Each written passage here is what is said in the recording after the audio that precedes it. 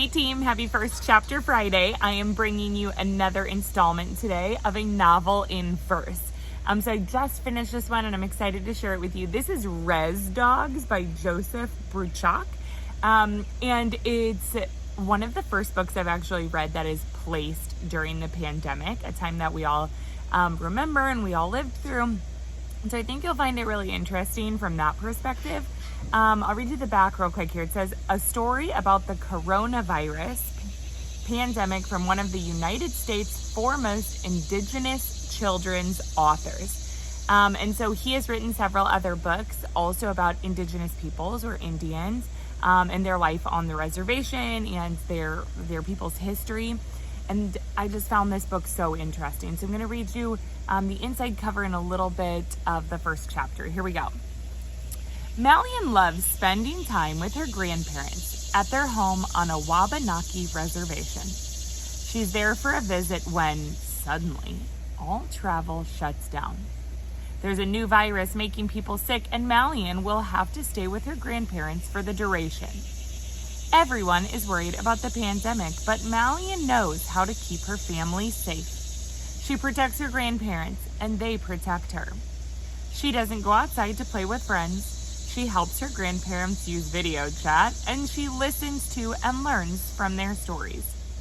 And when Malsum, one of the dogs living on the res, shows up at their door, Malian's family knows that he'll protect them too. Told in verse, inspired by oral storytelling, this novel about the COVID-19 pandemic highlights the ways Malian's community has cared for one another through the plagues of the past and how they keep caring for one another today. Okay, I'm going to read you a little bit of the inside and then I'll give you some of my reflections since I literally just finished it this morning. Okay, chapter 1. So remember, it's written in verse, so you will breeze through this book so fast. It's written in verse and then it has chapters, so the writing is smaller. Okay, when Malian woke up and looked out her window, the dog was there, just as she had dreamed it would be. It was lying on the driveway halfway between their house and the road. It wasn't sleeping. Its head was up, its ears erect, its paws in front of it, as if on guard.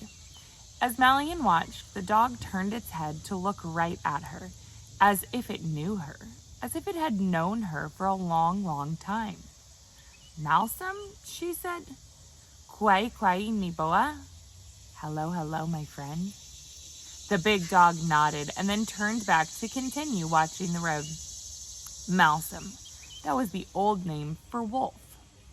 It was a good one for that dog. It was as big as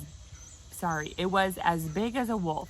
It looked like the videos of wolves she had watched on her phone. The only things different about it were the white spots over each of its eyes. Four-eyed dog, a soft voice said from back over her shoulder. It was Grandma Frances. Malian had not heard her come up behind. She was used to that. Both her grandparents could walk so softly that she never knew they were there until they spoke. Grandma Frances would tease her about it. Be careful, granddaughter. You don't want to let no Indian sneak up on you. Grandma Frances put her hand on Malian's shoulder. Looks to me like he thinks he belongs here, she said. Then she chuckled. Or maybe like he thinks he owns this place. Would that be okay? Malian said. Grandma Frances chuckled again. It seems to me it's not up to us. When a dog just appears like that and chooses you, it's not your decision. Can I go outside and see what he does? Malian said. Let's ask your Grandpa Roy. Roy, get in here. But Grandpa Roy was already there. I've been listening to every word. Seems to me if you step outside and then move real slow whilst you watch what he does, you'll be okay. But just in case, I'll be right behind you. Malian shook her head. Remember what they said? You and Grandma should not go outside. It's too dangerous. You might get that virus. That's why I can't go home to Mom and Dad.